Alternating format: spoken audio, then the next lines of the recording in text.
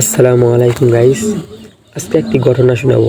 হযরত মুসা আলাইহিস সালামের সংক্ষিপ্ত ঘটনা।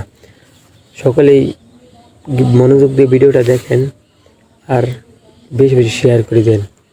ঘটনাটা হলো, অত্যাচারী ফেরাউনের সময় হযরত মুসা আলাইহিস সালাম জন্মগ্রহণ করেন। ফেরাউন নাবকজাতক ছেলে শিশুদের হত্যা করত। আল্লাহর নির্দেশে তার মা তাকে একটি ঝুড়িতে রেখে নদীতে ভাসিয়ে দেন। আল্লাহর ইচ্ছায় সেই শিশুই ফেরাউনের প্রাসাদের বড় হন।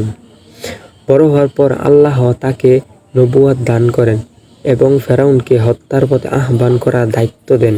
কিন্তু ফেরাউন অহংকার করে তা প্রত্যাখ্যান করে শেষে আল্লাহর নির্দেশে হযরত মুসা আলাইহিস সালাম তার লাঠি দিয়ে সমুদ্রে আঘাত করলে সমুদ্র দ্বিখণ্ডিত হয়ে যায়। মুমিনরা নিরাপদে পার হয়ে যায় আর ফেরাউন ও তার বাহিনী সমুদ্রে ডুবে ধ্বংস হয়ে যায়। এই ভিডিওতে এই শিক্ষা হলো যে আল্লাহর উপর ভরসা করলে তিনি অসম্ভবকেও সম্ভব করে দেন। ভিডিওটা শেয়ার করে দেন আর আমাকে ফলো করে পাশে থাকেন। আসসালামু আলাইকুম।